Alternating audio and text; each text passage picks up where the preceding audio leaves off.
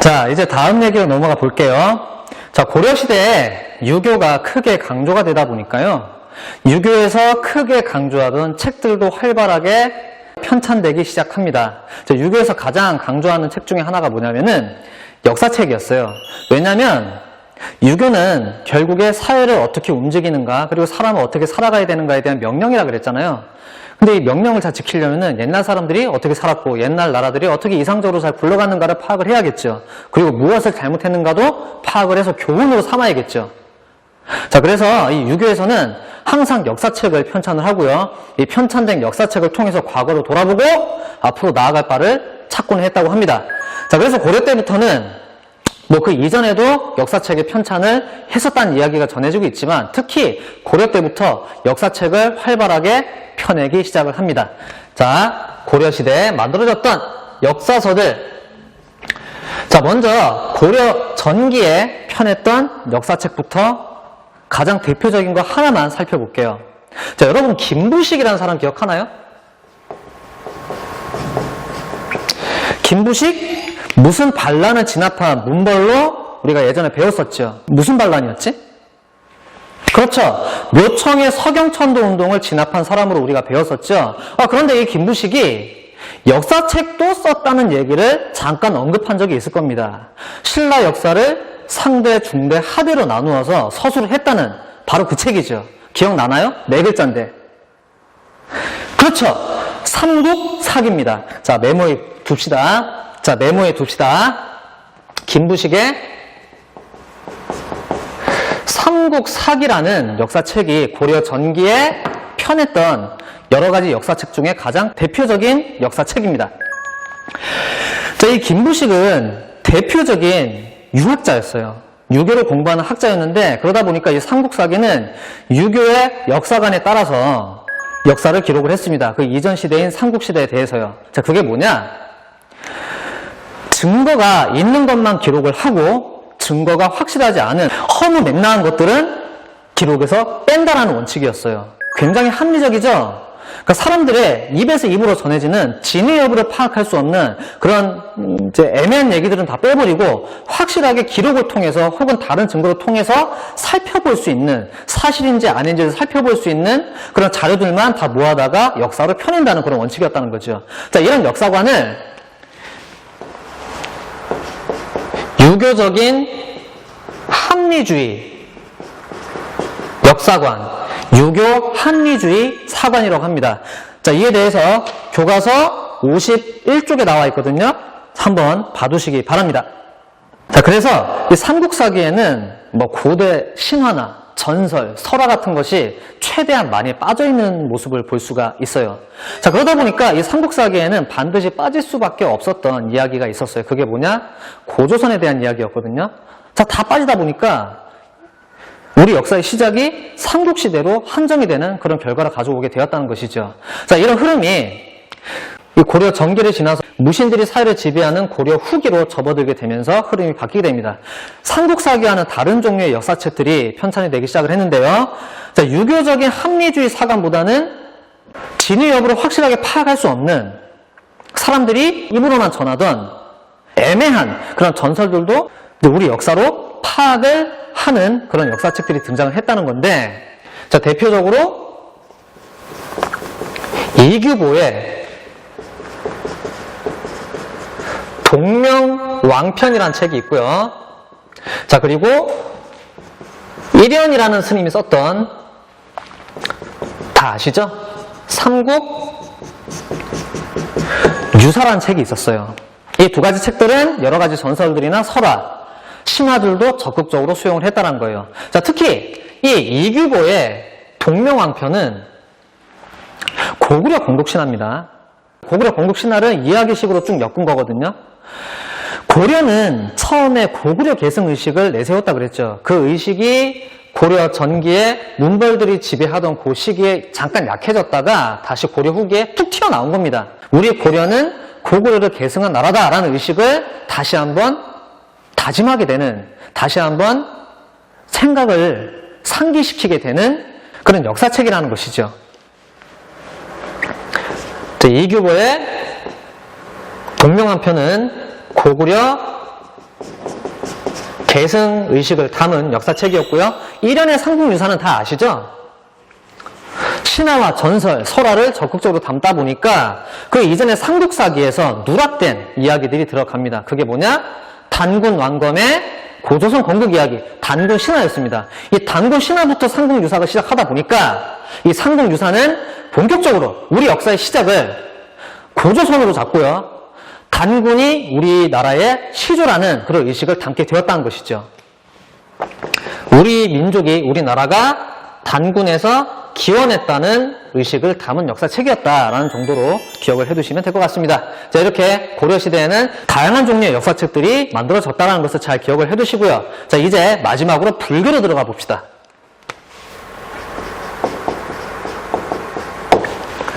자, 불교입니다.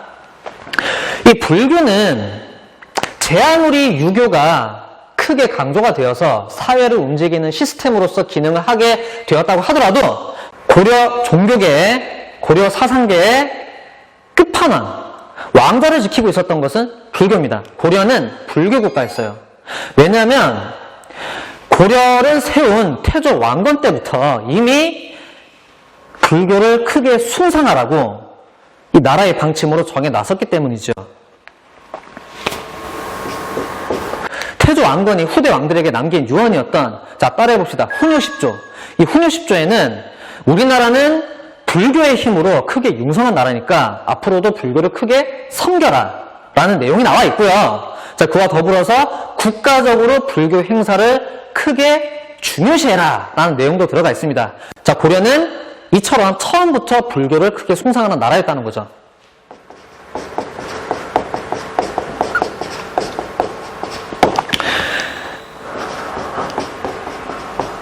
자, 국가적으로 불교 행사였던 연등회와 팔간회를 열어라, 크게 열어라 라는 내용이 나와 있을 정도로 이 고려는 불교를 크게 숭상하는 나라였습니다. 자, 연등회 팔간회는 나중에 가면 갈수록 퇴색하긴 하지만 그럼에도 불구하고 이 불교는 고려를 이끌어가는 종교이자 사상으로 그 역할을 다하게 됩니다. 자, 예전에 선생님이 그런 얘기 한 적이 있었죠. 이 고려의 정치사를 보면은 굉장히 중요한 역할을 하게 되는 스님들이 등장하게 된다고요. 자, 그 이유가 있었어요. 왜냐하면 고려에서는 스님들이 큰 권력을 가지고 있었어요. 어느 정도였냐면은 과거 시험에 스님들이 치는 과목이 따로 있었어요. 스님들은 그 시험을 치면 관직을 얻을 수가 있었고요. 저 높이까지 올라가면은요, 왕 바로 옆에 붙어서 왕의 멘토 역할을 해주는 그런 관직을 가지기도 했다고 해요. 자, 그런 의미에서 이 고려에서는 정치적으로도 크게 영향을 줬고 큰 의미를 가졌던 스님들이 존재했다는 겁니다. 그 스님 중에 대표적인 사람이 고려 전기의 의천이라는 스님이었어요. 이 의천 스님은 출신이 어디 출신이냐면요, 왕족이에요. 어느 왕의 동생이었어요. 왕족도 스님을 할 정도로 불교가 고려에서 큰 힘을 가졌다는 것을 우리가 지금 알 수가 있는 거예요. 그런데 이 의천 스님은 어떤 의미에서 불교에 큰 족적을 남겼냐면요, 당시 고려 불교가 가지고 있었던 하나의 큰 과제를 해결하려고 노력을 했던 그런 스님이기도 했다는 겁니다. 자, 우리 앞서서 통일신라 때 원효 스님과 의상 스님이 불교로 통합하려는 그런 노력을 했다는 얘기 기억나죠? 특히 교종이라는 그 종파 내부에 있었던, 교종이라는 종류의 불교 내부에 있었던 수많은 종파들을 하나로 통합하려는 노력을 했었다라는 그런 이야기를 기억을 해줬으면 좋겠습니다. 자, 그런데 이제 고려 때 들어오면은 교종만의 통합이 문제가 아니라 신라 말에 새롭게 들어왔던 선종이라는 종파까지 하나의 불교로 아우르는 문제가 있었다는 것이죠. 이제 고려 불교의 과제는 교종과 선종의 통합이었다는 겁니다. 교종과 선종의 통합, 이 통합을 이루려고 노력하는 운동이 고려 불교의 과제였다는 거예요. 자, 의천은 이 과제를 해결하기 위해서 사실 이 움직임은 고려에서만 있었던 게 아니거든요. 이미 중국에서 이런 움직임이 크게 불었던 적이 있어요. 중국에서 교종과 선종을 통합하려는 노력으로 종파가 하나 만들어졌는데 그 종파 사상을 의천 스님이 배워가지고 우리나라에 그 종파를 똑같이 엽니다. 자, 우리는 중국 입장에서 보면은 바다 동쪽이죠. 자, 그래서 해동이란 말이 붙고요. 중국에서 교종과 선종을 통합하려고 했었던 종파가 천태종이었대요. 자, 따라해 봅시다. 해동 천태종. 이 해동 천태종이라는 종파를 창시를 하게 됩니다.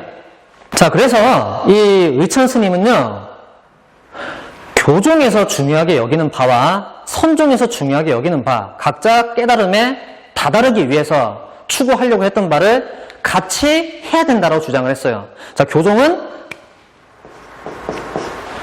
이 종교, 불교 경전을 열심히 공부하는, 자, 그런 일을 해야겠죠.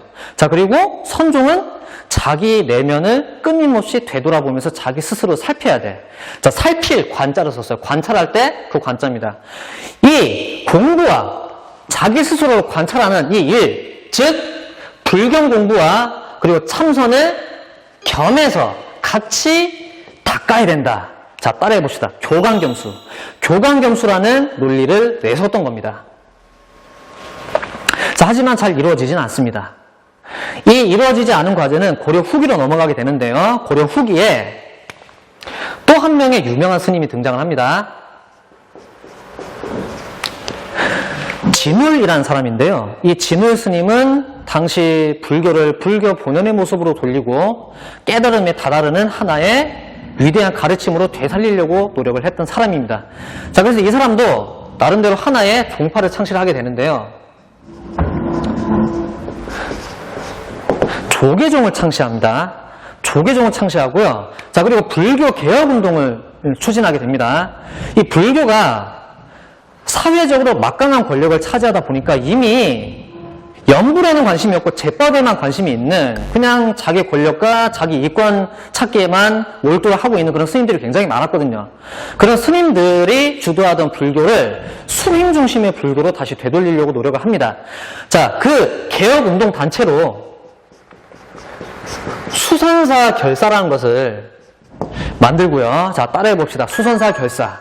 자, 그리고 이 스님 역시 불교의 본래 가르침에 다가가기 위해서는 교종의 방법과 선종의 방법을 함께 닦아야 된다라는 그런 부분을 굉장히 강조하게 됩니다. 자, 그래서 두 가지 논리를 내세우게 되는데요. 자, 일단 도노점수라는 말을 내세웠대요. 자, 따라해 봅시다. 도노점수. 자, 이 도노점수가 무슨 말이냐? 자, 이게 정확한 설명은 될 수 없을지 모르겠지만 최대한 쉽게 설명하기 위해서 약간 뜻을 비틀어서 거칠게 설명을 할게요. 자, 혹시 이 부분을 완벽하게 잘 알고 있는 친구가 있다면 이해를 해주기 바랍니다. 자, 여기 도노는 갑자기 돈자에 깨달을 오자입니다. 갑자기 퍼뜩 깨닫는 거야. 점수는 천천히 점자, 점점이란 말이 있죠. 수는 닦을 숫자입니다. 도노는 갑자기 확 깨닫는 거고, 점수는 깨닫기 위해서 자기 스스로 끊임없이 천천히 수행을 하는 것을 의미하는 것입니다. 자, 이 도노는 어떻게 얻느냐?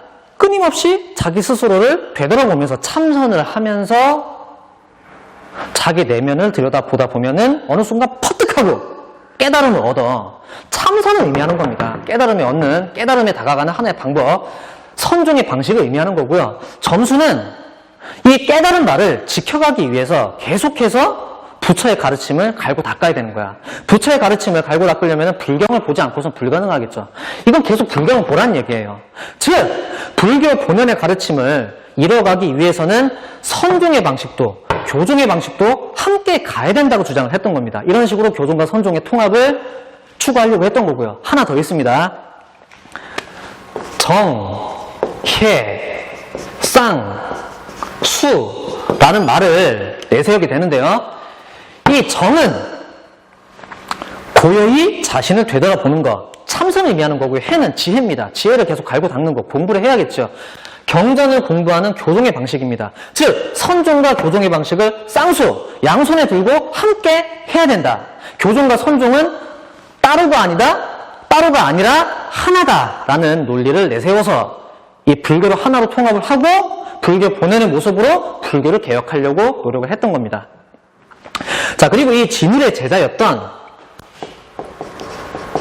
해심이라는 스님은 이제 다른 새로운 말을 내세우게 되는데요. 이 해심 스님 때쯤에 고려에 성리학이라는 학문이 슬슬 들어오기 시작을 합니다. 이 성리학 누가 들여왔는지 혹시 궁금하지 않으신가요? 잠깐 화면을 봅시다. 자, 다 보셨죠? 이 화면에 보이는 인물은 안향이란 유학자예요. 이 사람이 이 고려의 성리학을 들여온 사람인데요. 해심은 그와 비슷한 시기에 살았던 사람이에요. 그런데 해심 스님이 생각하기에 부처의 가르침, 불교와 공자, 맹자의 가르침, 유교, 성리학은 결국에 같은 말을 하고 있다는 그런 생각을 하게 된 겁니다. 왜냐? 불교에서도 자기 수양을 열심히 해야 되고요. 성리학에서도 자기 수양을 열심히 해야 되거든. 둘 다 실천적인 성격을 가졌단 말이야. 자, 그래서 유교와 불교는 결국에 하나가 될 수 있다라는 얘기를 내세웠다고 해요. 유불 일치설이라는 것을 주장하면서 기존에 이상한 방향으로 변질되어 가려고 하고 있었던 이 불교를 불교 본연의 모습으로 되돌리는 한편 새롭게 들어오는 성리학이라는 학문과도 융합을 시도했던 거죠. 자, 그리고 비슷한 시기에 살았던 요세라는 스님은요,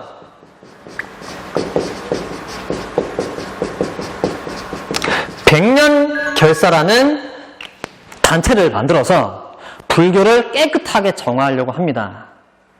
자, 당시에 불교 본연의 모습으로 돌아가야 된다 이런 말을 왜 이렇게들 강조를 했냐면요, 이 불교가 엄청나게 썩어가고 있었거든요. 특히 원나라의 간섭이 시작이 되었던 원간섭기에는 그 원나라의 간섭을 받아서 고려가 이상한 방향으로 흘러가게 되잖아요. 불교도 그 영향을 피할 수가 없었어요. 불교가 깨달음을 추구하는 본연의 모습에서 멀어지고요. 그냥 부처에게 뭔가를 빌면 다 이루어진다.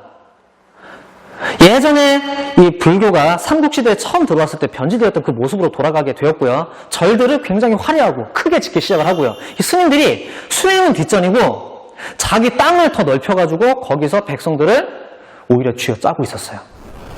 자, 상황이 이러다 보니까 이 불교는 가면 갈수록 더 크게 변질되게 되었고요. 이런 불교 개혁운동들도 성공을 하지 못했대요.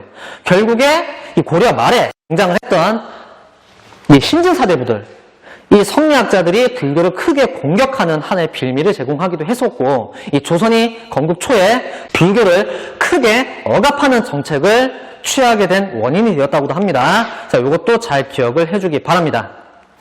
자, 그런데 이 고려시대를 주름잡았던 불교, 이 불교는 국가와 백성들이 어려움에 닥쳤을 때 그들이 기댈 수 있고 비빌 수 있는 언덕이 되어주기도 했어요. 여전히 부처를 이 세상의 모든 어려움과 모든 더러움과 모든 악함을 쓸어버리고 세상의 깨끗함과 평화를 찾아오는 신으로 생각하는 그런 관념이 남아있었기 때문이죠.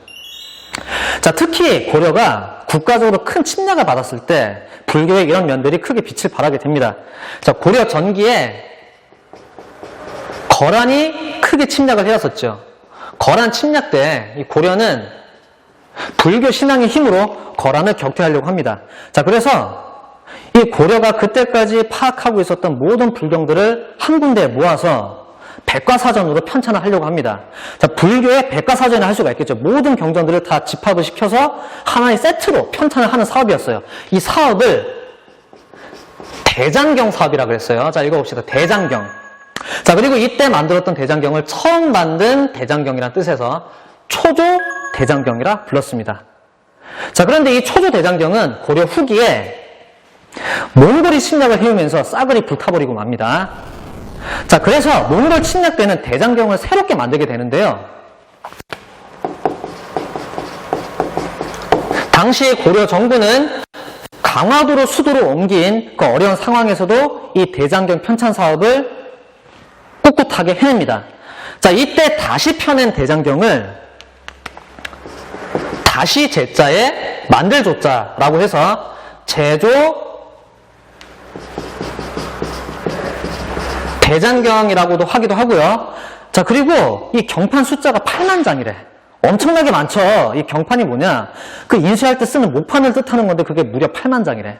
그래서 우리가 보통은 이렇게 얘기를 하기도 하죠. 자, 따라해 봅시다. 8만 대장경.